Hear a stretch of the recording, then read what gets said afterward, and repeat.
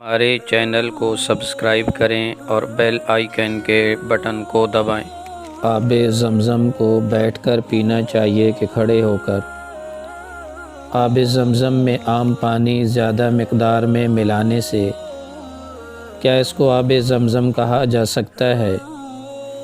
آب زمزم کو کتنے سانس میں پینا چاہیے؟ آب زمزم کھڑے ہو کر پینا مستحب ہے، تاہم بیٹھ کر پینے میں کوئی گناہ نہیں۔ آب زمزم میں عام پانی زیادہ مقدار میں ملانے سے اس پانی میں بھی زمزم کی برکات اور فضیلت منتقل ہو جاتی ہے، لہٰذا اسے آب زمزم کہا جا سکتا ہے۔ آب زمزم کو بھی 3 سانسوں میں پینا چاہیے۔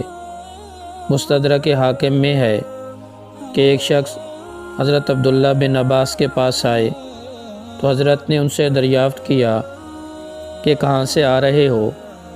انہوں نے جواب دیا کہ میں زمزم پی کر آ رہا ہوں۔ حضرت عبداللہ بن عباس رضی اللہ تعالی عنہما نے پوچھا کہ کیا تم نے اس طریقہ پر زمزم پیا ہے جیسا کہ پینا چاہیے تھا؟ انہوں نے سوال کیا کہ وہ طریقہ کیا ہے؟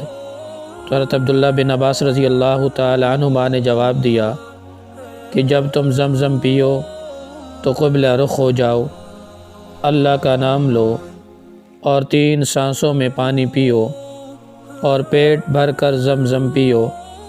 جب پانی پینے سے فارغ ہو جاؤ تو اللہ کی تعریف کرو، اس لیے کہ رسول اللہ صلی اللہ علیہ وسلم نے فرمایا کہ ہمارے اور منافقین کے درمیان فرق کرنے والی چیز یہ ہے کہ وہ زمزم سے پیٹ بھر کر پی نہیں سکتے۔